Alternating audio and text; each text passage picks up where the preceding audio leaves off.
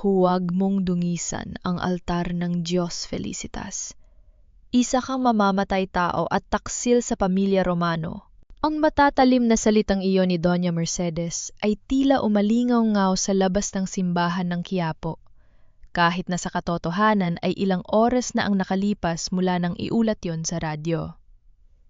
Sa loob ng madilim na sulok ng dambana, nakatago si Felicitas sa likod ng malalaking haliging bato. Nanginginig ang kanyang kamay, habang dahan-dahang hinahaplos ang kanyang tiyan na nagsisimula ng lumaki isang 2 buwang sanggol na ngayon pa lamang nakakaramdam ng lupit ng mundo. Sa kanyang kabilang kamay mahigpit niyang hawak ang isang piraso ng sunog na tela. Ito ang tanging labi mula sa sumabog na sasakyan ng kanyang kapatid na si Adriano, ang ebiden yang nakuha niya bago siya tuluyang lumikas mula sa mansyon ng mga Romano. May bahid pa ito ng natuyong dugo at amoy ng sunog na gasolina. Paano naging ganito ang lalaking pinangakuan niya ng habambuhay sa harap ng dambanang ito? Paano nagawa ng kanyang asawang si Alejandro na ipag-utos ang pagpatay sa sarili niyang bayaw? Noong nakaraang taon lang si Felicitas ay isa sa pinakamahusay na batang abogado sa Maynila.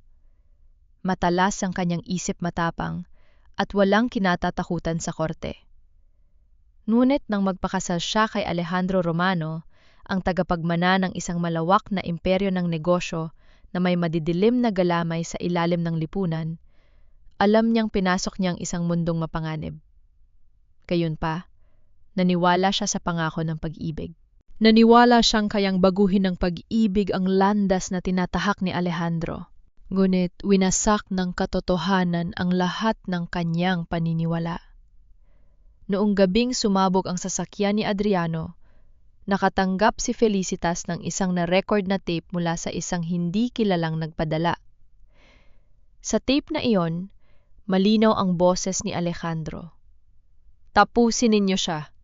Huwag kayong mag-iiwan ng bakas na mag-uugnay sa pamilya Romano. Sumikip ang dibdib ni Felicitas sa tuwing maaalala ang huling tawag ng kanyang kapatid ilang minuto bago ang pagsabog. Humihingal si Adriano. Natatakot ngunit may ibinulong na tila sa lungat sa tape. Hindi si Alejandro. Felicitas, mag-ingat ka sa mga papel na pinapirmahan. Pagkatapos nyon, narinig na lamang niya ang malakas na pagsabog sa kabilang linya. Sino ang nagsisinungaling, ang tape ba o ang huling salita ng kanyang naghihingalong kapatid? Bilang isang abogado, alam ni Felicitas na may malaking butas sa kwentong ito. Ngunit bilang isang ina, alam niyang hindi niya maaring isapalaran ang buhay ng kanyang anak sa loob ng mansyon ng mga Romano habang hindi pa niya natutuklasan ang buong katotohanan. Kaya naman pinili niyang maglaho ng walang paalam. Sa labas ng simbahan, patuloy ang pagbuhos ng malakas na ulan ng Maynila na yung taong 1986. Ang langit ay kasing dilim ng kanyang kapalaran.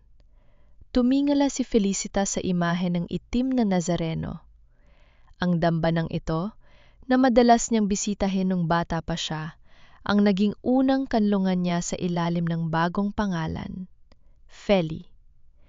Isang simpleng babaeng nagtatrabaho sa palengke, malayo sa marangyang buhay ng isang ginang Romano. Huminga siya ng malalim upang pakalmahin ang namumuong luha.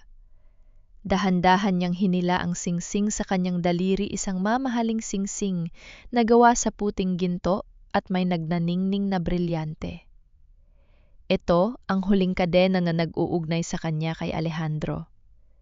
Sa bawat sandali na suot niya, ito tila naririnig niya ang mga bulong ng pagtataksil at ang tunog ng pagsabog na pumatay sa kanyang kapatid. Gamit ang nanginginig, ngunit determinadong mga daliri, inilagay niya ang singsing sa loob ng home ng donasyon ng simbahan. Para sa mga nangangailangan, bulong niya sa sarili, at para sa kalayaan ng aking anak. Sa paghulog ng singsing, naramdaman niya ang bahagyang pagbawas ng bigat sa kanyang dibdib, ngunit pinaletan agad ito ng takot sa kawalang katiyakan ng bukas. Nagsuot siya ng isang lumang bandana upang takpan ang kanyang muka at lumabas sa gilid ng simbahan sumabay sa agos ng mga taong may hawak na payong. Habang naglalakad siya patungo sa sakayan ng jeepney sa Plaza Miranda, narinig niya ang tunog ng isang maliit na radyo mula sa isang malapit na sari-sari store. Isang reporter ang nagbabasa ng balita na nagpabilis sa tibok ng kanyang puso. Opisyal nang nagpahayag ang matandang matriarka ng pamilya Romano na si Doña Mercedes. Ayon sa kanya, pinalayas si Felicitas Romano sa kanilang pamilya matapos mapatunayang nakikipag-ugnayan sa ibang lalaki at nagnakaw ng milyon-milyong piso mula sa kumpanya.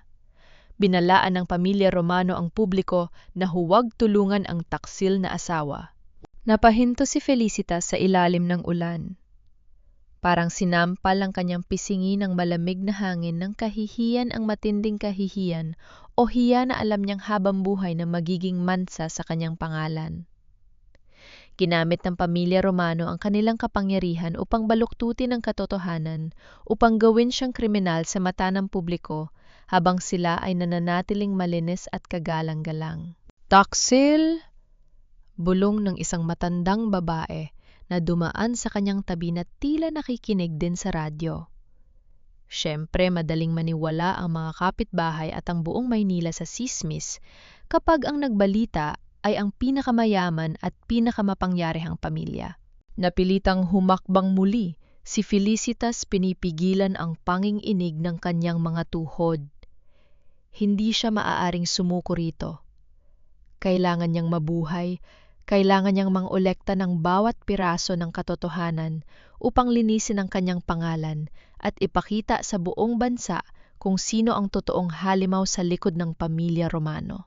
Umiwas siya sa pangunahing kalsada at pumasok sa isang madilim at makitid na eskinita sa gilid ng karyedo kung saan mas kakaunti ang mga tao. Ang tanging maririnig dito ay ang pagpatak ng ulan sa mga bubong na yari sa yero at ang tunog ng kanyang sariling mga yabag sa basang semento. Ngunit biglang nanigas ang kanyang buong katawan. Sa likod ng tulog ng ulan, may isa pang ingay. Isang mabigat na yabag ng sapatos na tila sumunod sa kanyang bawat hakbang. Kapag bumibilis siya, bumibilis din ang mga yabag sa kanyang likuran. Kapag dahan-dahan siyang humihinto, tumitigil din ito. May sumusunod sa kanya. Ang kanyang puso ay tila gustong sumabog sa kanyang dibdib. Inisip niya ang mga tauhan ni Alejandro o ang mga mamamatay tao ni Vicente na maaaring natuntun na ang kanyang kinaroroonan. Hinanap ng kanyang kamay ang maliit na gunting na nakatago sa loob ng kanyang bulsa, ang tanging sandata na meron siya. Mabilis siya nang lumiko sa isang sulok ng eskine, tabalak na magtago sa likod ng isang tambak na mga lumang kahon.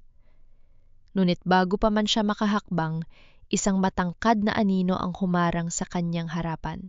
Bago pa man siya makasigaw, isang malaki at malamig na kamay ang mabilis na lumapag sa kanyang balikat, habang ang isa pang kamay ay tumakip sa kanyang bibig upang pigilan ang anumang tunog.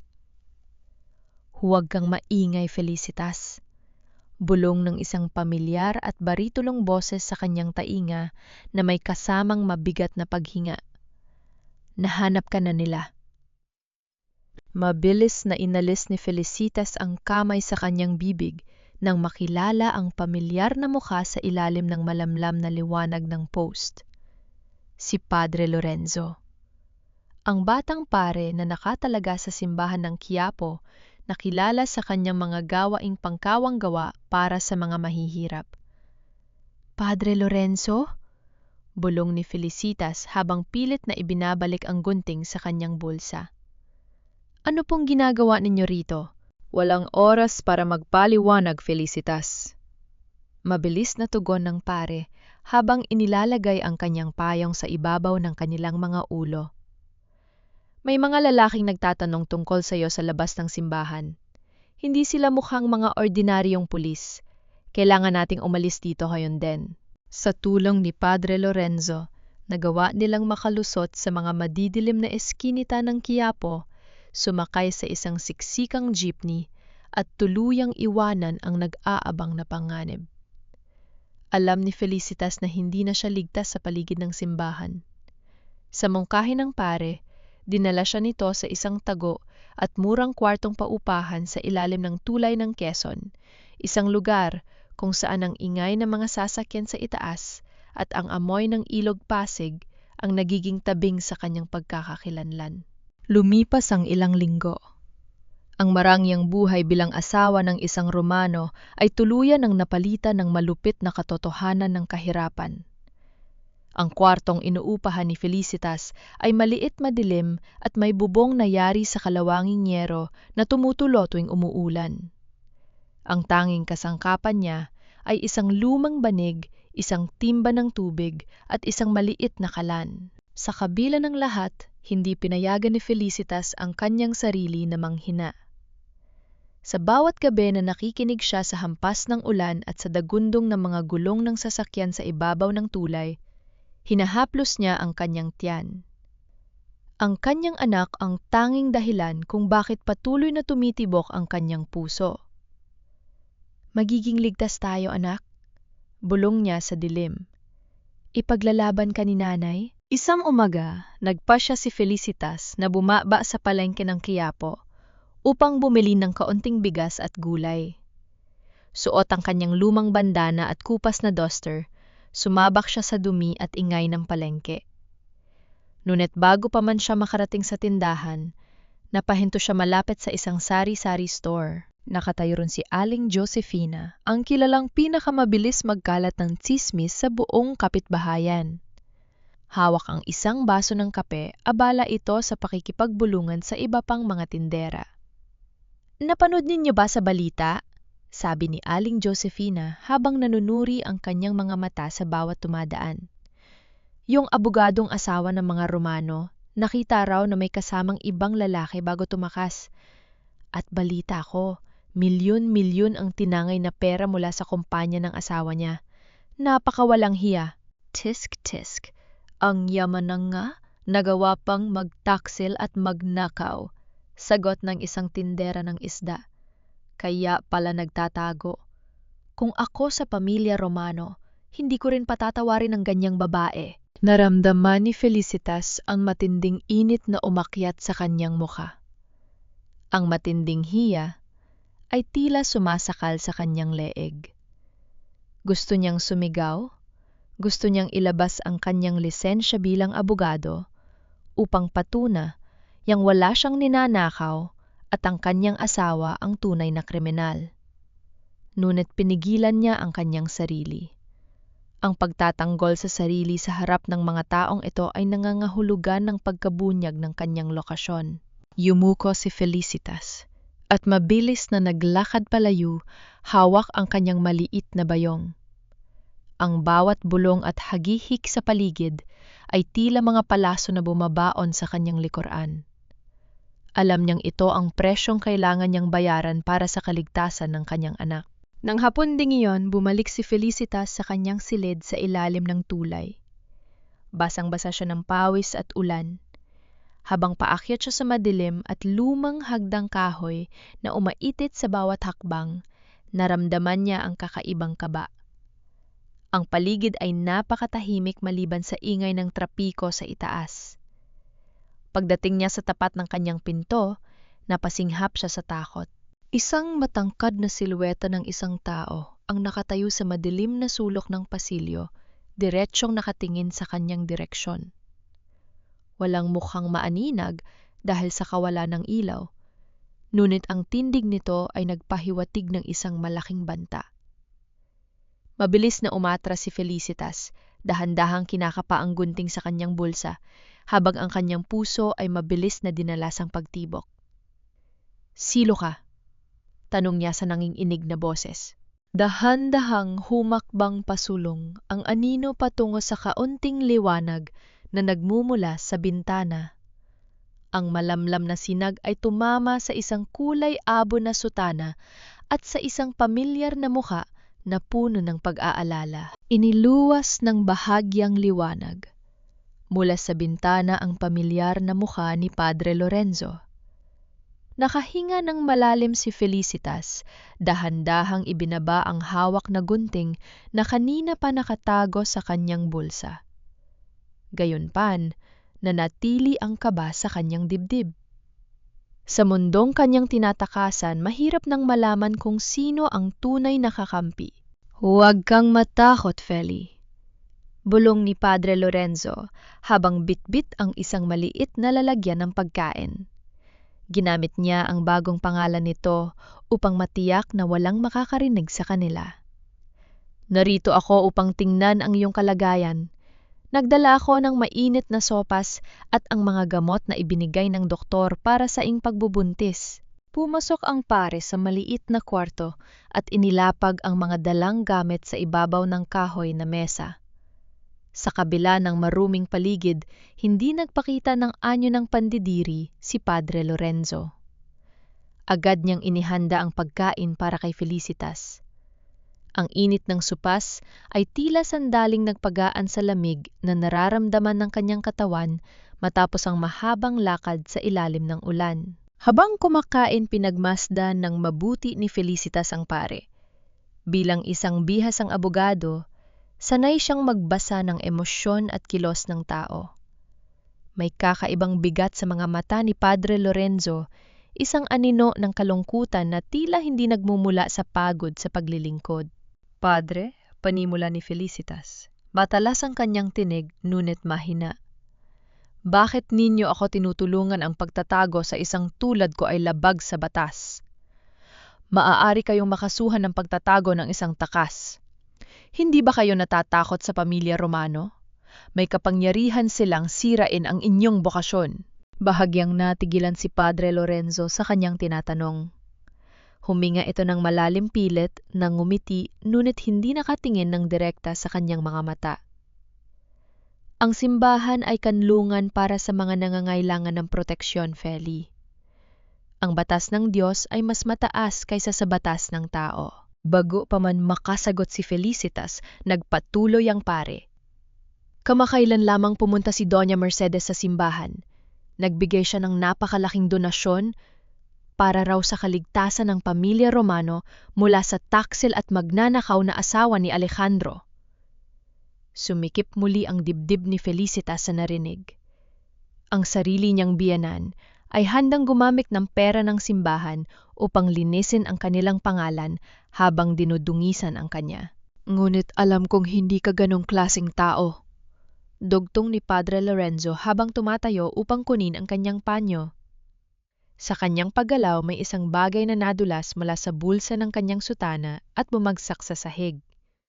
Isang tunog ng bakal ang umalingaw-ngaw sa tahimik na silid. Isang lumang orasan na gawa sa tanso. Isang orasan na may nakaukit na disenyo. Mabilis na yumuko si Felicitas upang pulutin ito bago pa man makaabot ang pare. Nang hawakan niya ang malamig na tanso, agad na nakuha ng kanyang pansin ang likod ng orasan. May nakaukit doon na isang pamilyar na pamilyang sagisag ang simbolo ng pamilya Romano at sa ibaba nito ay ang mga inisyal na VR. Vittorio Romano, ang yumaong ama ni Alejandro. "Saan ninyo ito nakuha, Padre?" tanong ni Felicitas gulat at hinala ang bumalot sa kanyang tinig. "Ang pamilyang sagisag na ito, para lamang ito sa mga direktang miyembro ng pamilya Romano." Sa isang biglaang pagkilos hinablot ni Padre Lorenzo ang orasan mula sa kamay ni Felicitas. Pula ang kanyang mukha at halatang nanginginig ang kanyang mga kamay sa takot at galit na pilit niyang itinago. "Wala, isang lumang regalo lamang ito mula sa isang namatay na parokyano." Mabilis niyang sagot habang ibinabalik ang orasan sa kanyang bulsa. Nabalot ng mabigat na katahimikan ng silid. Ramdam ni Felicitas ang takot at kawalan ng katiyakan. Ngunit bago umalis ang pari, huminto ito sa tapat niya. Tumingin si Padre Lorenzo sa kanyang tiyan at sa isang marahang pagkilos, dahan-dahan niyang inilagay ang kanyang kamay sa ibabaw ng tiyan ni Felicitas upang gawin ang pagpapala. "Pagpalain ka ng Diyos, Feli, pati na ang batang nasa iyong sinapupunan," bulong ni Padre Lorenzo sa wikang Tagalog. Ang kanyang boses ay puno ng taimtim na pagnanais, ngunit may kasamang malalim na hapes na parang humihingi rin ng tawad sa isang bagay na hindi pa nangyayari. Sana ay patuloy kayong protektahan ng langit, kahit sa mga oras na tila walang sinuman ang maaaring pagkatiwalaan. Habang naglalakad palayo si Padre Lorenzo sa ilalim ng ulan, naiwang mag-isa si Felicitas, sa dilim hawak ang kanyang tiyan, habang ang kanyang isip ay gulong-gulo sa nakitang simbolo kay Padre Lorenzo. Samantala, sa kabilang panig ng Maynila, sa loob ng marang, yang opisina ng pamilya Romano, nakatayo si Alejandro sa harap ng dambana ng pamilya. Hawak niya ang isang basong may alak, habang ang kanyang mga mata ay nakatitig sa kanilang larawan ng kasal ni Felicitas na nakalagay sa ibabaw ng lamesa. Ang salamin ng kwadro ay basag isang paalala ng kanyang matinding galit nang malamang nawawala ang kanyang asawa. Sa kanyang kabilang kamay mahigpit niyang pinipiga ang isang ulat mula sa kanyang mga tauhan. Isang ulat na nagsasabing may nakakita sa isang babaeng kamukha ni Felicitas malapit sa tulay ng Quezon. "Nasaan ka ba talaga, Felicitas?" bulong ni Alejandro sa dilim habang ang kanyang panga ay nanginginig sa galit at pangunwulila. At ano ang totoo sa likod ng lahat ng ito? Isang tunog ng basag na kristal ang umalingaw-ngaw sa tahimik at mausok na silid. Binalot ng dugo ang kanang kamay ni Alejandro Romano habang hawak ang mga piraso ng basong kristal na kanina lamang ay naglalaman ng alak. Walang sinuman sa kanyang mga tauhan ang nangahas na gumalaw o huminga ng malalim. Lahat sila ay nakayuko-takot sa put ng kanilang pinuno. 3 buwan. Malamig ngunit mariing panimula ni although 3 buwan ninyong hinahanap ang asawa ko. Ngunit wala pa rin kayong maipakitang kahit anong kapakipakinabang na impormasyon. Is she a ghost? Paano mawawala ang isang buntis na babae sa Maynila nang hindi ninyo man lang matunton? Boss, ginagawa po namin ang lahat, nanginginig na sagot ng isa sa kanyang mga tauhan. Inisa-isa na po namin ang mga ospital at terminal. Pero tila may nagbubura ng mga bakas niya. Gusto ko siyang mahanap, utos ni Alejandro habang pinupunasan ng panyo ang dugo sa kanyang kamay nang walang bakas ng sakit. Buhay o patay, pero mas gusto ko siyang mahanap ng buhay. At kung sino man ang nagtatago sa kanya, sisiguraduhin kong magbabayad sila. Bumukas ang pinto at pumasok si Vicente Navarro, ang matandang tagapayo na matagal nang naglilingkod sa pamilya Romano mula pa sa panahon ng kanyang yumaong ama. May hawak siyang isang piraso ng papel at may kasamang tuso, ngunit tila nag-aalalang naiti. Alejandro, i-dismiss mo muna ang mga tauhan mo. May mahalagang bagay akong kailangang ipakita sa'yo, sabi ni Vicente sa mahinahong boses. Nang maiwan silang dalawa, inilapag ni Vicente ang isang tiket ng barko sa ibabaw ng lamesa. Isang tiket patungong Davao. Nakapangalan ito sa asawa mo, gamit ang kanyang pagkadalagang apelyido. Nakuha ito ng mga impormante ko sa daungan kahapon. Tiningnan ni Alejandro ang tiket. Kumunot ang kanyang no. Sinasabi ko sa'yo, Alejandro, hindi ka dapat mag-aksaya ng panahon sa paghahanap sa kanya rito sa Maynila. Pagpapatuloy ni Vicente habang tinapik ang balikat ng binata. Binalaan na kita noon pa. Felicitas ran away because she had someone else.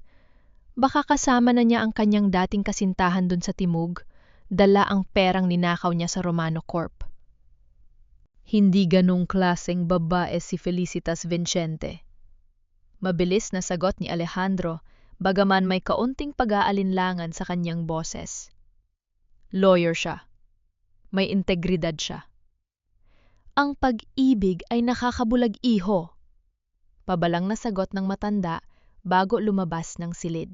Nang mag-isa na muli si Alejandro, binuksan niya ang maliit na drawer ng kanyang lamesa. Sa loob nito nakahiga ang isang maliit na hairclip na may hugis ng bulaklak ng jasmine, ang paboritong pabango ni Felicitas. Dahan-dahan niya itong kinuha at inilapit sa kanyang mukha, pilit na hinahanap ang natitirang bango ng kanyang asawa sa gitna ng silid na saksakan ng amoy ng sigari, yo, at dugo. Hindi niya matanggap na nagtaksil si Felicitas. May kung anong bahigi ng kanyang puso ang nagsasabing may mali sa lahat ng ito. Nang gabing yon, pumunta si Alejandro sa abandonadong bahay ng kapatid ni Felicitas na si Adriano. Sa ilalim ng malakas na ulan, tumayo siya sa tapat ng nasunog na garahe. Naalala niya ang kanyang pangako kay Felicitas sa dambana. I will protect you and our family no matter what. Habang nag-iisip, lumapit sa kanya si Mateo, ang kanyang pinakatiwala ang personal bodyguard na hindi dumaan sa pamumuno ni Vicente. Boss, bulong ni Mateo, may napansin po akong kakaiba sa mga account ng Romano Corp. Nung nakaraang linggo, may malaking halaga ng pera na ini-withdraw si G. Navarro nang walang pirma ninyo o ni Doña Mercedes. Sinasabi niyang emergency fund daw ito para sa paghahanap kay Jing Felicitas, pero ano, Mateo? Tanong ni Alejandro. Ang pera po ay inilipat sa isang bogus account sa labas ng bansa. Pagtatapos ng bodyguard. Bumilis ang tibok ng puso ni Alejandro. Ang hinala ay nagsimulang mamuo sa kanyang isip. Bumalik siya sa kanyang opisina at lihim na binuksan ang lumang ligtas na taguan sa pader na ginagamit ng kanyang ama noon. Doon, habang naghahanap ng mga lumang dokumento, nakatagpo siya ng isang bagay na nagpatigil sa kanyang paghinga. Isang kahon na naglalaman ng mga tape recorder. At sa loob ng kahon, may mga hiwa-hiwalay at putol-putol na tape ng kanyang sariling boses na binabasa ang mga linyang ginamit sa na-record na tape na ipinadala kay Felicitas, ang tape na nag-akusa sa kanya sa pagkamatay ni Adriano. Isang pag-edit, bulong ni Alejandro sa sarili habang nanlalamig ang kanyang buong katawan. Tinahinala ang boses ko, habang si Alejandro ay nakatitig sa mga putol-putol na tape sa dilim. Si Vicente Navarro naman ay nakatayo sa isang madilim na pasilyo ng isang abandonadong gusali sa tapat ng daungan. Hawak ang telepo o seryoso ang kanyang mukha habang may kausan sa kabilang linya. Matalas ang binata. Nagsisimula na siyang mag-imbestiga sa mga account ng Romano Corp. Sabi ni Vicente sa malamig na tinig. Kailangan nating madaliin ang paghahanap sa babaeng yon. Alamin ninyo kung saan talaga siya nagtatago. Kapag nahanap ninyo si Felicitas, dapat nating tapusin siya bago niya maisilang ang bata. Ang marahang kalasgas ng mga lumang papel sa gitna ng kadiliman ay biglang naputol nang marinig ang isang mabigat na buntong hininga mula sa labas ng pintuan. Mabilis na napatigil si Felicitas, hinawakan ang kanyang tiyan na ngayon ay kapansin-pansin na ang laki sa kanyang ika-6 na buwan ng pagbubuntis. Nasa loob siya ng silid-aklatan ni Padre Lorenzo sa likod ng twento ng simbahan. Habang ang pare ay abala sa labas para sa gabi-gabing misa, sinamantala niya ang pagkakataon upang maghanap ng mga kasagutan sa kanyang mga hinala.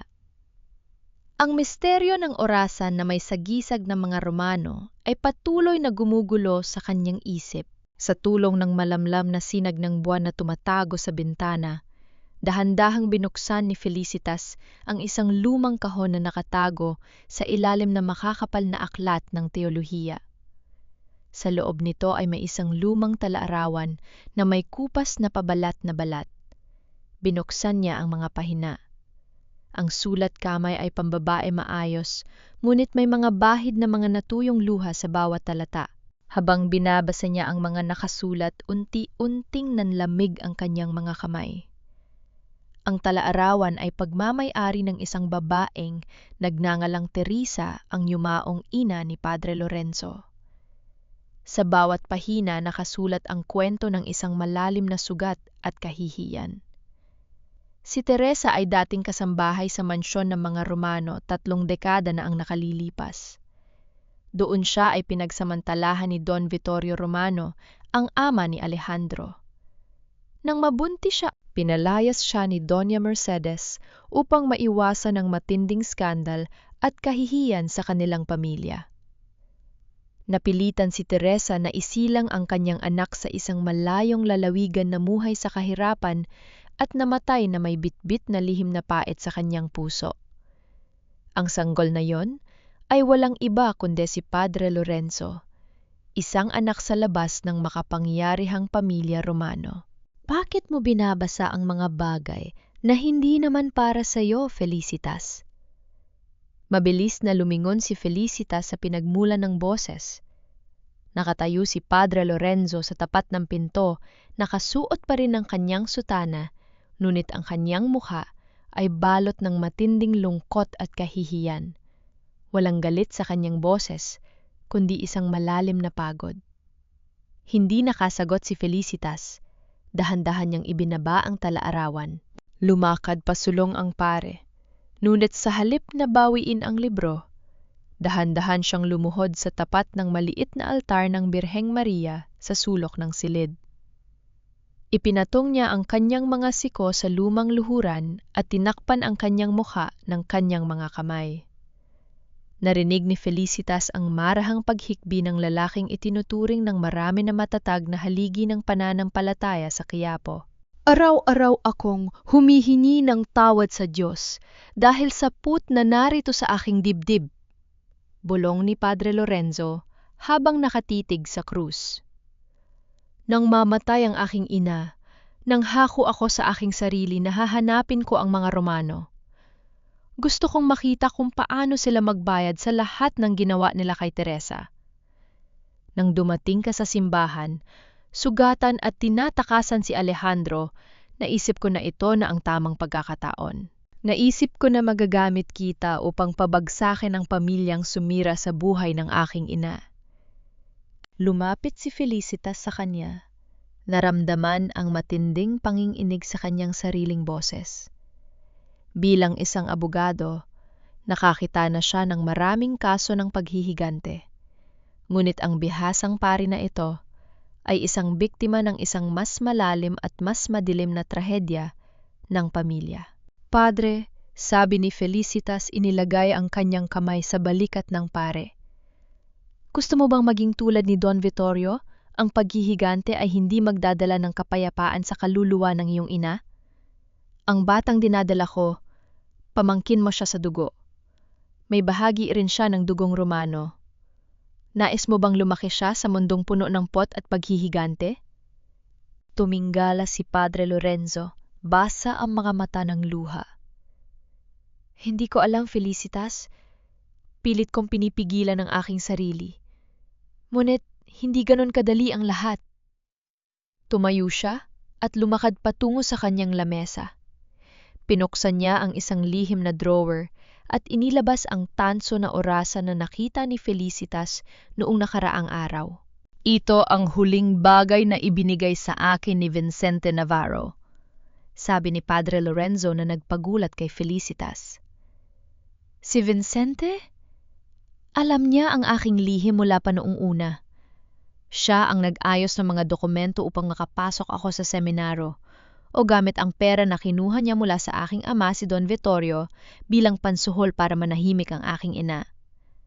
At ngayon, ginagamit niya ang lihim na ito upang kontrolin ako. He made me his eyes and ears inside the church. Naintindihan ni Felicitas ang lahat. Si Vicente ay hindi lamang naging taksil kay Alejandro. Siya ang tunay na mastermind na nagmanipula sa pamilya Romano sa loob ng 3 dekada. Ginamit niya ang mga lihim ng pamilya upang payamanin ang kanyang sarili at tapatan ang bawat miyembro ng pamilya Romano laban sa isa't isa. Hawakan mo ito. Dahan-dahan inilagay ni Padre Lorenzo ang tansong orasan sa palad ni Felicitas.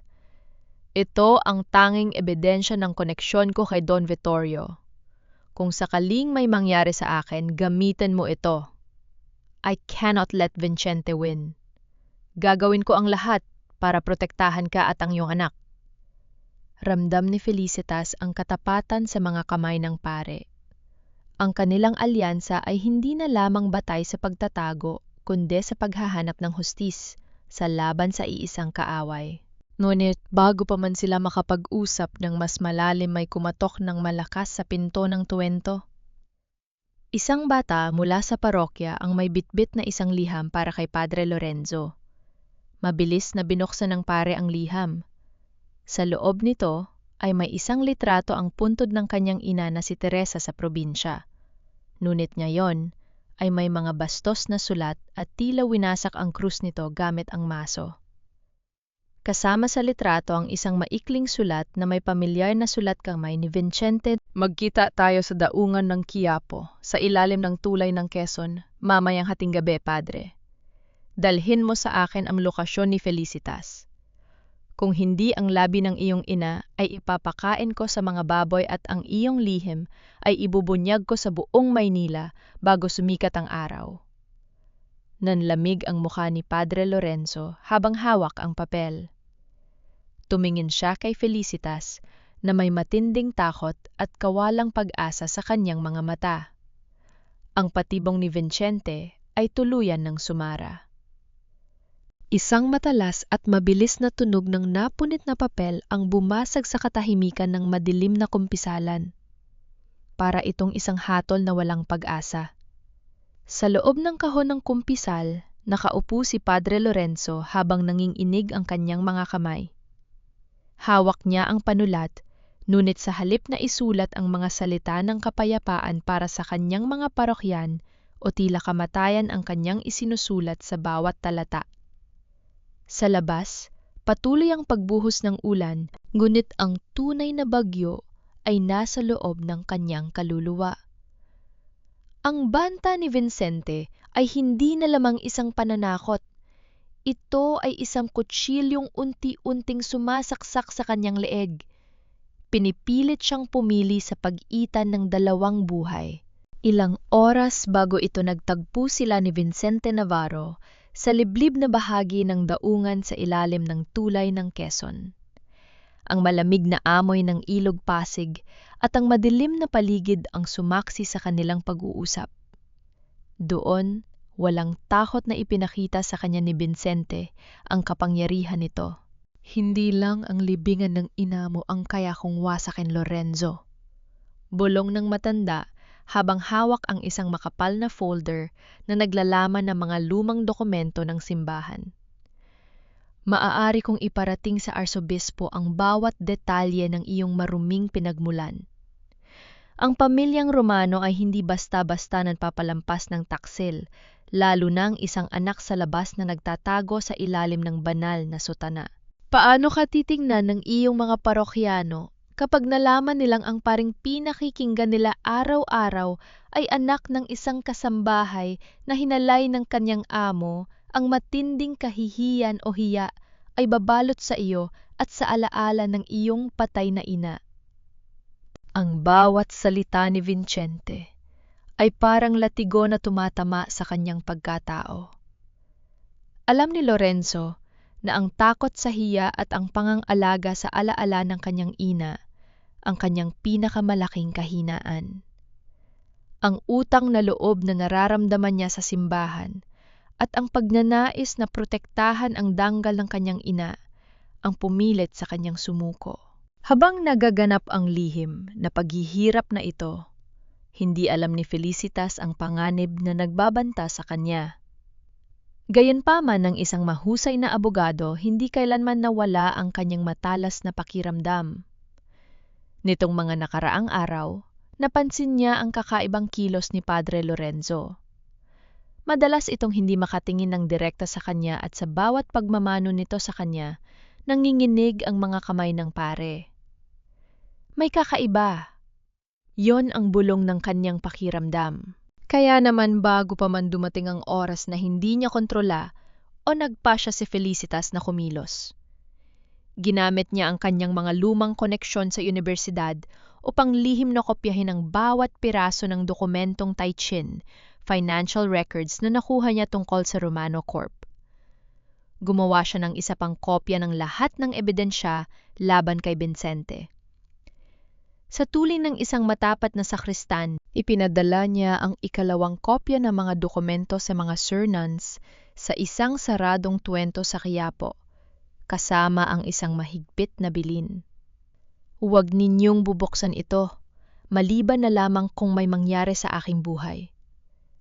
Ipinatong niya ang kanyang buhay sa katotohanan, ngunit hindi niya ipinaalam ang hakbang na ito kahit kay Padre Lorenzo. Bumalik ang eksena sa loob ng kumpisalan. Sa labas ng kahon, lumuhod si Felicitas upang mangumpisal. Ngunit bago pa man siya makapagsalita, narinig niya ang boses ng pare mula sa kabilang panig ng kahoy na harang. Isang boses na puno ng pang-inginig at tila may natuyong luha. "Feli, patawarin mo ako," bulong ni Padre Lorenzo. "Padre, ano pong ibig ninyong sabihin?" tanong ni Felicitas, biglang nakaramdam ng kakaibang lamig sa kanyang likuran. Hindi sumagot ang pari sa kanyang tanong.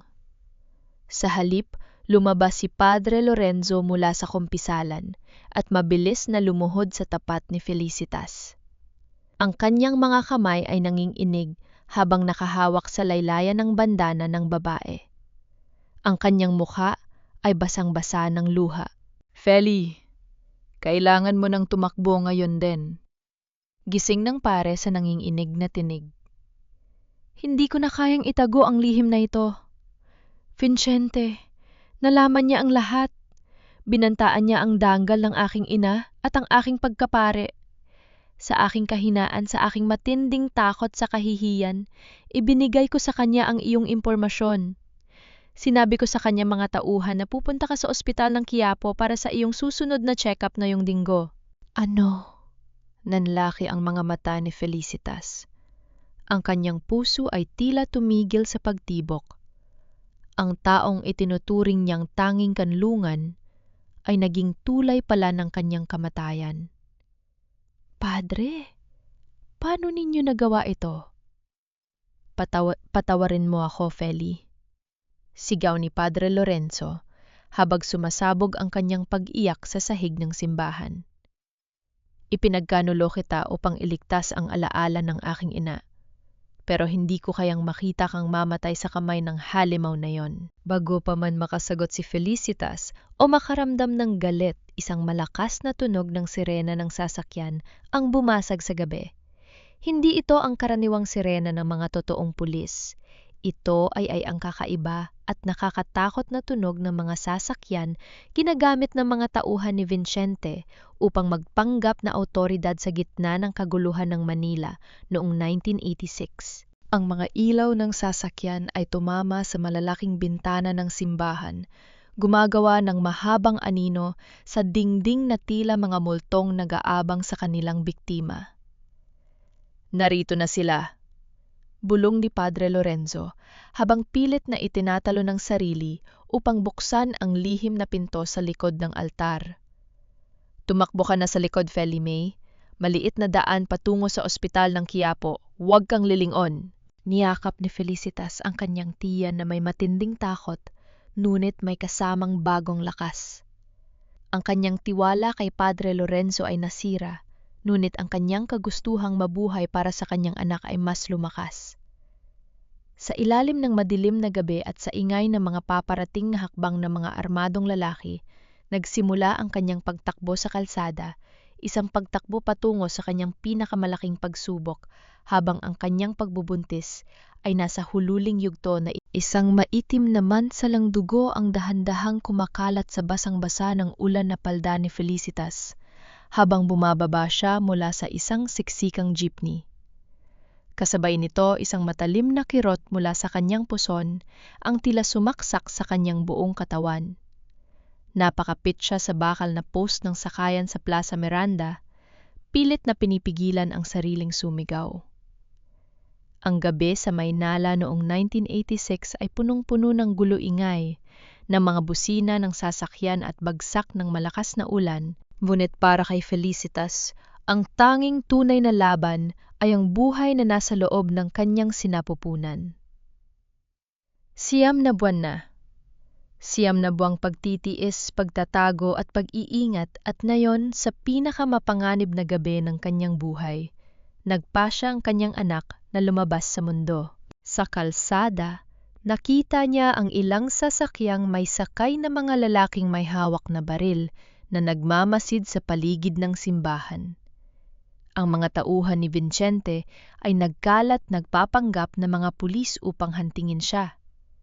Sa bawat hakbang niya sa maputik na daan, dumaan siya sa likod ng mga sari-sari store at mga nakaparadang jeepney upang hindi mapansin ng mga ilaw ng kanilang sasakyan.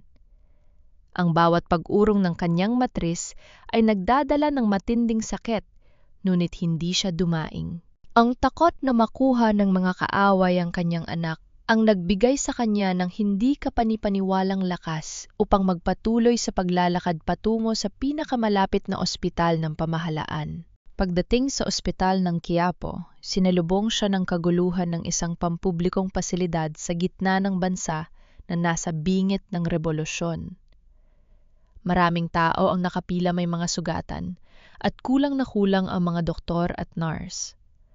Nagpatala si Felicitas gamit ang isa pang pekeng pangalan upang hindi siya matunton sa mga record. Nang ipasok siya sa ward ng mga manganganak, ang paligid ay puno ng ingay ng mga sumisigaw na ina at ang amoy ng gamot at dugo. Humiga siya sa isang lumang kama na may manipis na kutson. Ang bawat contraction ay mas mabilis at mas masakit kaysa sa nauna. Sa kabila ng kanyang matinding paghihirap, nanatiling nakasara ang kanyang bibig. Pilit niyang kinagat ang kanyang labi hanggang sa dumugo ito upang hindi lumika ng ingay. Alam niyang ang kaunting pansin ay maaaring magdala ng mga mamamatay tao sa kanyang tapat. Sa gitna na ng kanyang pag-iisa at sakit, naramdaman niya ang isang malamig na dampi sa kanyang loo. Ang isang matandang ina sa kabilang kama na naghihintay din na isilang ang kanyang anak ay dahan-dahang pinupunasan ng kanyang pawis gamit ang isang malinis ngunit kupas na basahan. "Kaya mo yan, nene?" Bulong ng matandang babae sa wikang Tagalog, may kasamang mahinahong ngiti ng pakikipagkapwa-tao. "Isipin mo ang anak mo. Para sa kanya kailangan mong maging matatag." Ang simpleng pagkilos na yon ay nagdala ng luha sa mga mata ni Felicitas. Sa kabila ng dumigulo at kawalan ng pag-asa sa pampublikong ospital, meron pa ring mga tao na may mabubuting puso. Ngunit ang sandaling yon ng kapayapaan ay mabilis na naputol. Sa pamamagitan ng maliit na harang na kurtina ng kanyang kama, nakita ni Felicitas ang dalawang lalaking naka-blues ng doktor na pumasok sa ward. Gayunpaman, ang kanilang kilos ay hindi tulad ng mga profesional sa medical. Masyadong matalas ang kanilang mga mata, pilit na tinitingnan ang mukha ng bawat pasyente. At nang bahagyang humangin ang kurtina, nakita ni Felicitas ang hawak ng isa sa kanila sa ilalim ng kanyang puting Amerikana, isang maikling baril na may silencer. Sila ang mga tauhan ni Vincente. Natuntunan nila ang kanyang kinaroroonan. Nagsimulang pumasok ang matinding takot sa kanyang puso. Ang kanyang katawan ay nanginginig hindi lamang sa sakit ng panganganak, kundi sa takot sa papalapit na kamatayan. Nang sumunod na sandali, dinala si Felicitas ng nurse sa isang hiwalay na silid panganakan sa dulo ng pasilyo dahil handa na siyang magsilang. Ang silid ay madilim, tahimik at walang ibang tao, kundi ang isang nurse na naghahanda ng mga kagamitan. Ang contraction ay umabot sa sukdulan. Naramdaman ni Felicitas na wala na siyang lakas na tumakbo pa. Nakatali ang kanyang kapalaran sa silid na ito. Biglang narinig ang isang malakas na kalabog sa labas, kasunod ng takot na sigaw ng nurse. Ang pinto ng silid panganakan ay marahas na bumukas, tumama sa pader. Napapikit si Felicitas, inihanda ang sarili sa huling bala na tatapos sa kanyang buhay. Ngunit nang idilat niya ang kanyang mga mata, hindi ang mga mamamatay tao ni Vincente ang kanyang nakita. Nakatayo sa pinto si Alejandro Romano, Ang kanyang mamahaling polo ay punong-puno ng putik at bahid. Nang natuyong dugo ang kanyang buhok ay gulo-gulo at ang kanyang muka ay may mga sugat mula sa pakikipaglaban. Hingal na hingal siya, ngunit ang kanyang mga mata ay nakatitig sa kanya na may kasamang matinding pangunggulila, takot at pag-ibig. Isang malakas na tunog ng trangka ng pinto ang sumara, kasunod ng matatalas na kalasgas na mga armas na kinakargahan ng bala sa labas mismo ng pasilyo ng silid panganakan. Ang tunog na iyon ay nagdala ng matinding kaba sa loob ng silid. Tumingin si Felicitas kay Alejandro na nakatayo pa rin sa pinto, ang pilit na hinahanap ang hangin sa matinding pagod. Sa kabila ng kanyang matinding sakit dahil sa panganganak ang pot at takot, ay mabilis na umakyat sa kanyang dibdib. "Umalis ka rito, Alejandro," sigaw ni Felicitas sa nanginginig na tinig, habang pilit na humahawak sa gilid ng kama. "Huwag mo kaming hawakan ng anak ko.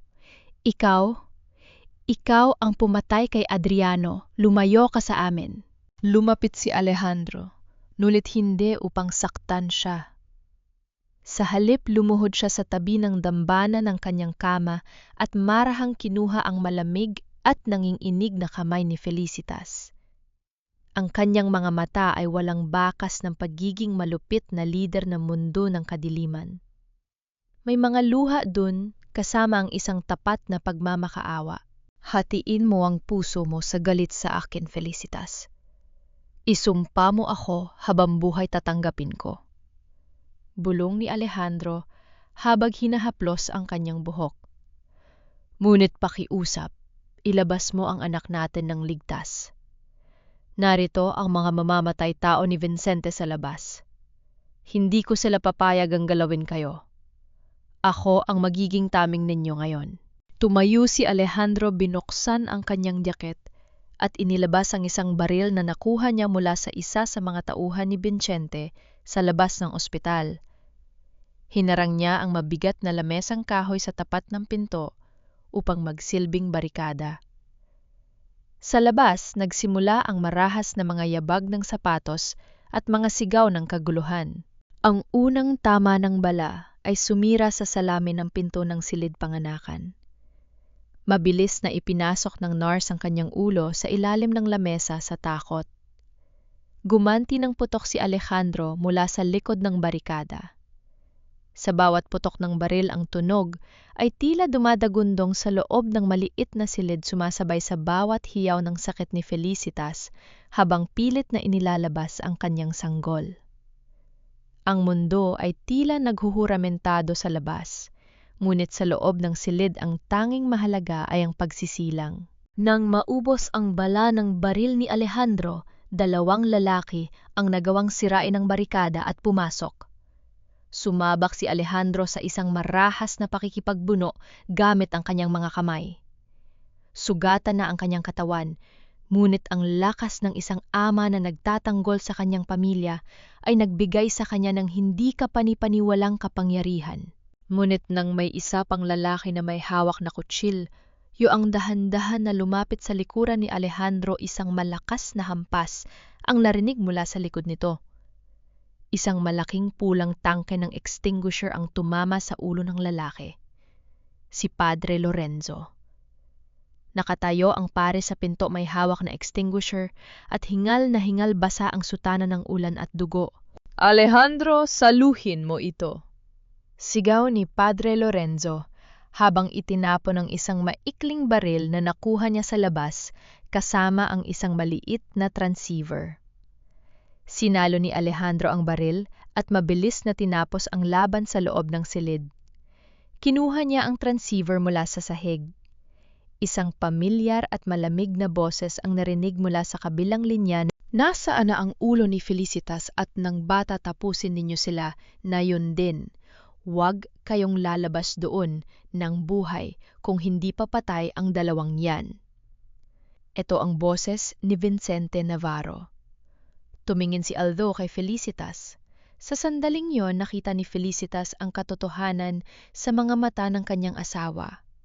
Ang tape na nakuha niya noon ay isang kasinungalingan. Si Vincente ang tunay na kaaway na nagnanais na ubusin silang lahat. Sa gitna ng huling putok ng baril sa labas at sa tulong ni Padre Lorenzo na humarang sa pinto kasama si Alejandro, ibinuhos ni Felicitas ang kanyang huling lakas. Sa isang huling matinding hiyaw ng sakit at pag-asa, isang malakas na iyak ng sanggol ang bumasag sa lahat ng ingay ng digmaan sa ospital. Ang bata ay isinilang. Mabilis na binuhat ng nurse ang sanggol, nilinis ito at dahan-dahang inilapag sa ibabaw ng dibdib ni Felicitas. Ang init ng balat ng kanyang anak ay nagdala ng isang hindi maipaliwanag na kapayapaan sa kanyang puso. Tumingin siya sa pinto. Nakatayo roon si Alejandro, may tama ng bala sa kanyang kaliwang balikat at umaagos ang dugo sa kanyang braso. Ngunit, nang makita niya ang sanggol, dahan-dahang napalitan ng kanyang mukha ng isang nagniningning na ngiti ng kaligayahan at kaginhawahan. Itinali niya ang kanyang sugat gamit ang punit na tela ng kanyang polo, hindi alintana ang sakit. Ngunit ang sandali ng kaligayahan ay mabilis na naglaho. Narinig ang marahas na yabag ng mga sapatos na paparating sa pasilyo. Sa pagkakataong ito, mas marami sila. Pumasok sa silid si Vincente Navarro kasama ang natitirang mga armadong tauhan ng pamilya Romano na nakumbinsi niyang sumunod sa kanya. Hawak ni Vincente ang isang maliit na cassette player. "Napakahusay na depensa, Alejandro," sabi ni Vincente habang may tuso at mapang-asar na ngiti sa kanyang mukha. "Ngunit tapos na ang laro. Tingnan natin kung mananatili pa ang katapatan ng mga tauhan mo kapag narinig nila ito." Inilagay ni Vincente ang cassette player sa ibabaw ng lamesa at pinindot ang play. Isang boses ni Alejandro ang muling narinig na tila nagpapahayag na ibinibigay niya ang lahat ng ari-arya ng pamilya sa kanyang sariling lihim na kumpanya at pinapapatay ang mga matatapat na tauhan na nakakaalam ng kanyang mga sikreto. Tumingin ang mga tauhan ni Alejandro sa kanilang pinuno na may kasamang pagdududa at galit. Ang mga baril na kanina ay nakatutok kay Vincente ay dahan-dahan na lumingon patungo kay Alejandro. "Siya ang taksil, hindi ako," bulong ni Vincente habang ang kanyang mga mata ay nagnaningning sa tagumpay. "Ibigay mo sa akin ang sanggol, Alejandro, kung ayaw mo nga matay kayong lahat dito." Ang tunog ng tape recorder na re-re sa loob ng masikip at amoy gamot na silid panganakan ay tila isang haton ng kamatayan. Ang bawat salita mula sa tape na naglalaman ng boses ni Alejandro na naguutos na tapusin ang mga tapat na tauhan ng pamilya ay yumanig sa tiwala ng mga armadong lalaki na nakatayo sa paligid. Ang mga mukha ng mga tauhan ni Alejandro na kanina lamang ay handang mamatay para sa kanya ay unti-unting napuno ng galit at pagdududa. Dahan-dahan nilang ibinaling ang kanilang mga baril patungo sa kanilang pinuno. "Sinunggungaling ka, Alejandro," malamig na sabi ni Vincente Navarro habang nakatayo sa tapat ng kama kung saan yakap-yakap ni Felicitas ang kanyang bagong silang na sanggol. "Ginamit mo ang katapatan ng mga tauhan mo para lamang payamanin ang sarili mo. At ngayon, nais mo silang patayin upang manahimik ang lahat?" Bumukas ang pinto at pumasok si Doña Mercedes kasama ang kanyang saril mga bodyguard mula sa pamilya Romano. Ang kanyang marangyang pananamit ay tila walang lugar sa pampublikong ospital na ito. Ngunit ang kanyang mukha ay balot ng matinding puot at pait. Direkta siyang tumingin kay Felicitas. Ang kanyang mga mata ay nagniningning sa galit. "Ikaw," nanginginig ang boses ng matandang matriarka habang itinuturo si Felicitas. "Ikaw ang mansa sa pamilya Romano. Ang iyong pagtataksil at ang iyong mga kasinungalingan ang nagdala ng kaguluhang ito sa amin. Dahil sa iyo, ang pangalan ng aming pamilya ay nadungisan ng kahihiyan sa buong Maynila. Isa kang salot, Felicitas." Ramdam ni Felicitas ang matinding ulat ng kahihiyan o hiya na ibinabato ng kanyang biyenan. Napakasakit marinig ang mga salitang iyon mula sa ina ng kanyang asawa, lalo na sa gitna ng kanyang kahinaan matapos manganak. Ngunit sa halip na umiyak, hinigpitan niya ang yakap sa kanyang anak. Sa sandaling iyon, naramdaman ni Felicitas ang isang mainit na agos mula sa kanyang dibdib, ang kanyang unang gatas para sa kanyang anak. Ang mainit na gatas ay humalo sa kanyang nanginginig na mga luha habang nakatitig sa inosenteng mukha ng sanggol. Hindi siya susuko. Kung ang pamilya Romano ay handang pumatay para sa kanilang wad na danggal siya, ay handang mabuhay upang protektahan ang katotohanan. Inilapag ni Vincente ang isang makapal na dokumento sa ibabaw ng lamesa sa tapat ni Alejandro, kasama ang isang mamahaling panulat. "Pirmahan mo ito, Alejandro," utos ni Vincente. "Ibigay mo sa akin ang buong kontrol sa Romano Corp, pati na ang mga ari-ariang nakapangalan sa asawa mo. Kung gagawin mo ito, hahayaan ko kayong umalis ng asawa mo ng buhay kasama ang sanggol. Kung hindi mamamatay kayo rito, at ang bata ay ipapakain ko sa mga kaaway ninyo." Tumingin si Alejandro kay Felicitas. Ang kanyang mukha ay puno ng matinding sakit at kawalan ng pag-asa. Alam niyang wala siyang lakas upang labanan ang napakaraming baril sa silid. Dahan-dahan niyang inabot ang panulat handang isak, repisyo ang kanyang buong imperyo para lamang sa buhay ng kanyang asawa at anak. "Huwag, Alejandro!" Pilit na bumangon si Felicitas mula sa kama, kahit na ang bawat galaw ng kanyang katawan ay nagdadala ng matinding sakit. "Huwag mong pirmahan ang dokumentong yan." "At bakit hindi, Felicitas?" Tawang pabalang ni Vincente. "Sino ang makakapagligtas sa inyo ngayon?" Tumingin si Felicitas kay Doña Mercedes na nakatayo sa tabi ni Vincente. "Doña Mercedes," panimula ni Felicitas matalas ang kanyang boses ng isang abogado sa kabila ng panghihina ng kanyang katawan. "Bago namatay si Adriano, sinabi niya sa akin na may mali sa mga dokumentong pinapirmahan ninyo sa kanya. Nung gabing sumabog ang sasakyan niya, sino ang nagdala sa inyo ng mga dokumentong yon upang pirmahan?" Natigilan si Doña Mercedes.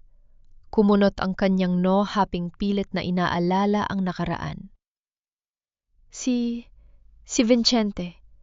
Sinabi niya sa akin kailangan yon para sa proteksyon ng kumpanya mula sa mga investigasyon ng pamahalaan. "Eksakto!" sabi ni Felicitas habang itinuturo ang dokumentong hawak ni Vincente.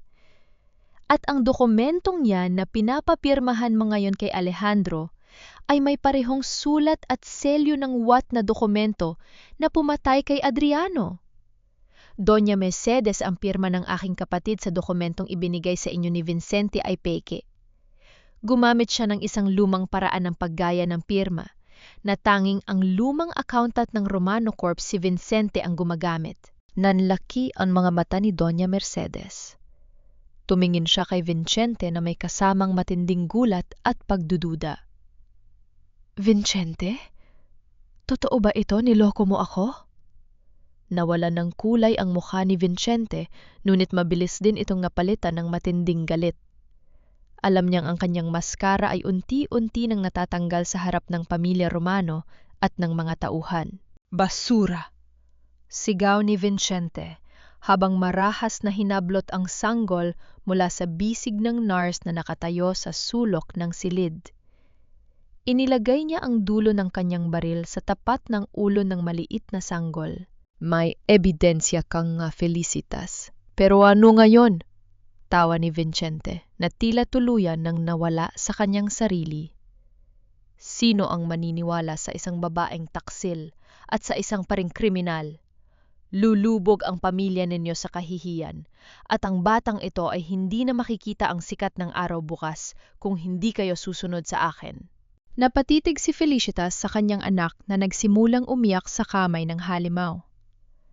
Ang kanyang puso ay tila nadurog, ngunit ang kanyang mga mata ay nanatiling nakatitig kay Vincente, nag-aabang sa huling pagkakataon na pabagsakin siya. Ang malakas at sunod-sulod na tunog ng sirena ng mga totoong pulis ng pamahalaan ay biglang bumasag sa nakakatakot na katahimikan sa loob ng silid panganakan. Ang tunog na yon ay hindi nagmula sa mga peking sasakyan ng mga tauhan ni Vincente, kundi mula sa mga opisyal na sasakyan ng mga awtoridad. Sa kabila ng panghihina ng kanyang katawan, matapos manganak dahan-dahang umayos ng upo si Felicitas sa kanyang kama. Ang kanyang boses ay walang bakas ng takot o pagmamakaawa, kundi ang matikas na tinig ng isang abogadong handang magbaba ng huling hatol. "Ibagsak mo ang baril mo, Vincente," malamig na sabi ni Felicitas. Sa kanyang nanginginig ngunit determinadong kamay inilabas niya ang tansong, orasan na ibinigay sa kanya ni Padre Lorenzo. Sa pamamagitan ng pagpindot sa isang maliit na katagong bahagi sa gilid nito, bumukas ang isang lihim na compartment sa likod ng orasan. Sa loob nito ay nakatago ang isang maliit na microfilm, isang V-film, na naglalaman ng mga orihinal na negatibo ng bawat lihim na transaksyon sa bangko ni Vincente sa nakalipas na 5 taon. Ang dokumentong kinuha mo mula kay Padre Lorenzo kanina ay isang kopya lamang na sadyang iniwan ko para sa iyo. Pagpapatuloy ni Felicitas habang nakatitig ng diretsyo sa nanlalamig na mga mata ng matanda.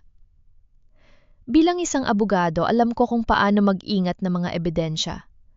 2 araw na ang nakalipas ang buong orihinal na kaso laban sa iyo kasama ang nakasulat na testimonya ng dating accountant ng Romano Corp na pinagtataguan mo ay naipadala ko na sa Department of Justice sa pamamagitan ng tulong ng mga madre sa kumbento ng Quiapo.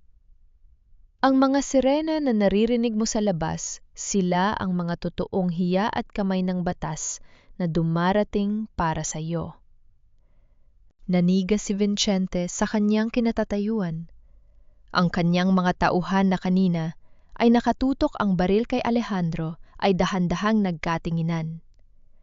Nang marinig nila ang tunog ng mga yabag ng maraming sundalo at pulis na mabilis na umaakyat sa pasilyo ng ospital, naintindihan nilang tapos na ang kanilang kapangyarihan. Isa-isa nilang ibinaba ang kanilang mga armas at lumayo kay Vincente. Bumukas ang pinto at pumasok si Padre Lorenzo kasama ang 3 opisyal na investigador mula sa pamahalaan. Hawak ng isa sa kanilang isang opisyal na warrants of arrest. "Vincente Navarro," mariing pahayag ng opisyal. "Inaaresto ka sa kasong panggaganso pagpatay kay Adriano Romano at ilegal na paglilipat ng mga pondo ng Romano Corp." Sa isang biglaang pagkilos, sinubukan pa ni Vincente na lumaban, ngunit mabilis siyang pinadapa ng mga awtoridad sa sahig. Ang kanyang mamahaling Amerikana ay nadumihan ng alikabok ng pampublikong ospital, habang ang malamig na bakal ng posas ay bumabalot sa kanyang mga kamay. Gumuho ang buong imperyo na binuo niya sa pamamagitan ng dugo at kasinungalingan sa loob ng 3 dekada. Sumigaw siya sa galit at takot habang kinakaladkad palabas ng silid. Nang tuluyang mamatay ang ingay ng pag-aresto, nabalot ng kakaibang katahimikan ang silid. Dahan-dahang lumapit si Doña Mercedes sa tabi ng kama ni Felicitas. Ang matikas at mapagmataas na matriarka ng pamilya Romano ay tila nawalan ng lahat ng kanyang lakas. Sa harap ng kanyang kundo, sa harap ng mga nurse at ng kanyang sariling anak, dahan-dahang lumuhod si Doña Mercedes sa tabi ng kama ni Felicitas. Ang mga mata ay basang-basa ng luha habang nakatitig sa mukha ng bagong silang na sanggol. "Patawarin mo ako, Felicitas," hikbi ng matandang babae habang hinahawakan ang tapat ng kanyang dibdib. "Nabulag ako ng takot sa kahihiyan ng pamilya. Hinayaan kong gamitin ako ni Vincente upang saktan ka at ang aking anak. Dahil sa aking kamangmangan, nawala ang panganay kong anak na si Adriano. Patawarin mo ako, aking anak." Napatingin si Felicitas sa kanyang biyenan.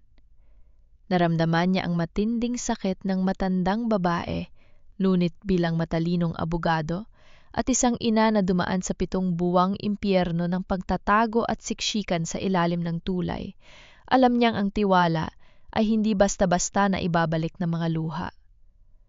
Dahan-dahan niyang inilagay ang kanyang kamay sa balikat ni Doña Mercedes upang patayuin ito, ngunit nanatiling tahimik ang kanyang bibig. Hindi siya nagsalita ng patawad. Ang sugat ay napakalalim upang hilumin sa isang sandali lamang. Dahan-dahan ding lumapit si Alejandro sa tabi ng kama. Bitbit ang kanyang sugatay balikat na patuloy na binabalot ng dugo. Tumingin siya kay Felicitas na may kasamang matinding pangungulila at pag-ibig. Mula sa kanyang bulsa inilabas niya ang isang maliit na bagay. Ang singsing sa kasal na gawa sa puting ginto at brilyant. Ang singsing na iniwan ni Felicitas sa home ng donasyon ng simbahan ng Quiapo sa unang bahagi. Binalikan ko ito sa simbahan nang malaman kong iniwan mo ito roon. Bulong ni Alejandro habang nanginginig ang kanyang boses. Lumuhod siya sa tabi ni Felicitas, inilapag ang singsing sa ibabaw ng kanyang palad. Alam kong wala akong karapatang humingi ng tawad sa iyo ngayon, Felicitas. Ang aking pamilya ay nagdala ng napakaraming sakit sa buhay mo. Ngunit pakiusap. Hayaan mo akong patunayan na kaya akong magbago. Hayaan mong patunayan ko na kaya akong magmula sa ama sa ating anak. Tinitigan ni Felicitas ang singsing sa kanyang palad. Ang nagnaningning na brilyante ay tila sumasalamin sa bawat luha, bawat gabi ng lamig, at bawat sikat ng ulan na pinagdaanan niya sa ilalim ng tulay ng Quezon. Sa labas, ang gabi ay unti-unting lumilipas, ngunit ang landas patungo sa kanyang kapatawaran ay nananatiling mahaba at puno ng mga pagsubok. Ang marahang tunog ng pluma na pumipirma sa huling kasulatan ay tila naghudyat ng pagtatapos ng isang madilim na kabanata ng pamilya Romano na tumagal ng 2 dekada.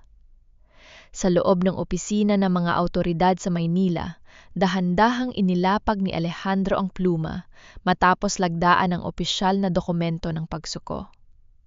Sa tabi niya naroon ang kanyang abogado at ilang opisyal ng pamahalaan.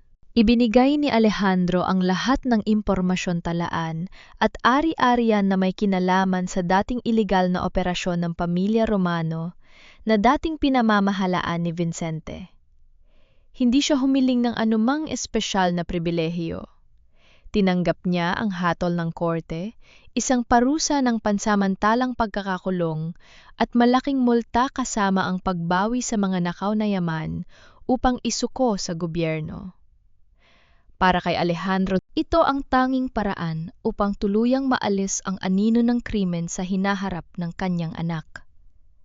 Ang kapangyarihan at yaman na dating pinanghahawakan niya ay isinuko niya kapalit ng pagkakataong mamuhay ng may malinis na budhi. Ilang linggo matapos ang kaguluhan sa ospital, unti-unting nanumbalik ang lakas ni Felicitas.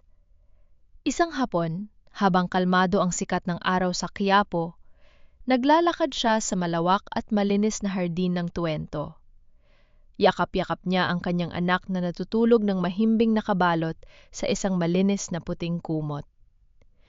Ang hanging dumarating mula sa Manila Bay ay nagdala ng kaunting ginhawa sa kanyang puso. Sa kanyang paglalakad nakita niya si Aling Josefina na abala sa pagbili ng kandila sa tapat ng simbahan.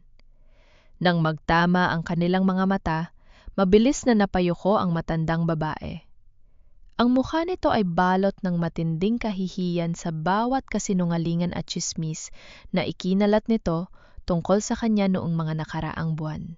Ang pagmamataas ni Aling Josefina ay tuluyan ng natunaw matapos lumabas ang balita sa radyo na nagpapatunay na si Felicitas ay biktima ng isang maruming sabwatan.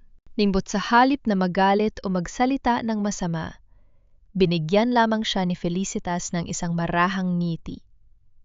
Lumakad siya palayo nang walang anumang sumbat.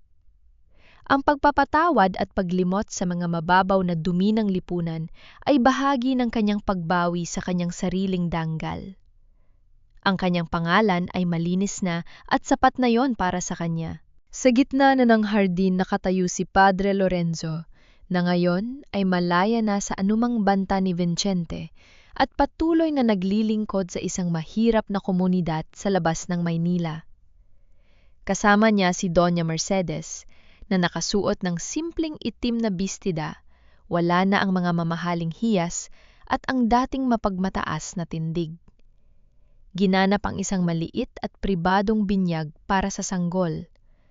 Sa harap ng dambana ng banal na tubig, kinalong ni Padre Lorenzo ang bata at binigyan ito ng basbas. Sa ngalan ng Ama, ng Anak at ng Espiritu Santo, binibinyagan kita sa pangalang Adriano Romano. Bulong ni Padre Lorenzo na may taimtim na ngiti. Ang pangalan ng yumaong kapatid ni Felicitas ay ibinigay sa bata bilang pag-alaala sa kanyang kabutihan at sakripisyo. Habang nagdarasal ang pari, dahan-dahang lumapit si Doña Mercedes kay Felicitas. "Nagpasya na ako, Felicitas," bulong ng matandang matriarka. "Ibinigay ko na ang 80% ng aking mga natitirang ari-arian sa mga foundation para sa mga nag-iisang ina sa Quiapo. Nais kong gamitin ang nalalabi kong buhay upang bumawi sa aking mga pagkakamali.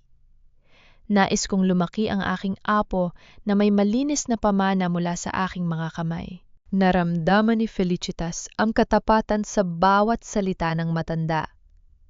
Tumango siya ng bahagya, isang senya, las na ang pader ng galit ay dahan-dahang natitibag. Matapos ang binyag, umalis na si Padre Lorenzo at Doña Mercedes upang bigyan ng oras ang dalawa. Naiwan si Felicitas sa ilalim ng isang malaking puno ng mangayakap ang kanyang sanggol. Mula sa dulo ng pasilyo, isang lalaki ang dahan-dahang lumapit. Si Alejandro. Wala na ang kanyang marangyang kotse at mga bodyguard, nakasuot lamang siya ng simpleng puting t-shirt at maong na pantalon. Ang kanyang mga kamay na dating sanay sa hawakan ng baril at mga dokumento ng kapangyarihan ay may mga bahid ng magaspang na trabaho mula sa kanyang huling ilang linggong pagtatrabaho sa isang kooperatiba ng isda sa Batangas. Huminto siya sa tapat ni Felicitas, may kasamang matinding kaba sa kanyang mga mata. "Nakahanda na ang lahat, Felicitas?" bulong niya habang nakatingin sa kanilang anak. "Nabili ko na ang mga tiket para sa bus patungong Batangas. Isang maliit na bahay sa tabi ng dagat ang naghihintay sa atin doon. Isang simpleng buhay malayo sa anino ng pamilyang Romano." Tumingin si Felicitas kay Alejandro pagkatapos ay sa singsing na muli niyang isinuot sa kanyang daliri, isang singsing na hindi na sumisimbolo sa kapangyarihan, kundi sa isang bagong pangangin ng katapatan. Alam niyang marami pa silang kailangang ayusin. Marami pang sugat ang kailangang gamutin, ngunit ang paghakbang kasama ang lalaking ito patungo sa liwanag ay ang pinakatamang desisyon para sa kanilang pamilya. Niyakap ni Alejandro ang kanyang asawa at anak at magkasama silang lumabas ng tuwento patungo sa sakayan ng bus. Habang ang kalawakan ng Maynila ay dahan-dahan na nagigising sa sikat ng bagong araw, nakatayo sila sa tapat ng sasakyan, handang iwanan ang lungsod ng kanilang mga lihim at put patungo sa isang bagong simula na may kasamang katotohanan at pag-asa. Ang banayad na tunog ng alon na humahampas sa pampang ng Batangas ay tila isang oyayi na nagdala ng kapayapaan sa puso ni Felicitas. Lumipas ang ilang taon mula nang iwanan nila ang magulong mundo ng Maynila. Ngayon, sa isang maliit at payak na bayan sa gilid ng dagat, nakatayo ang isang maliit na tanggapan na may simpleng karatula sa tapat ng pinto. Libreng tulong pinansyal at legal para sa mga kababaihan.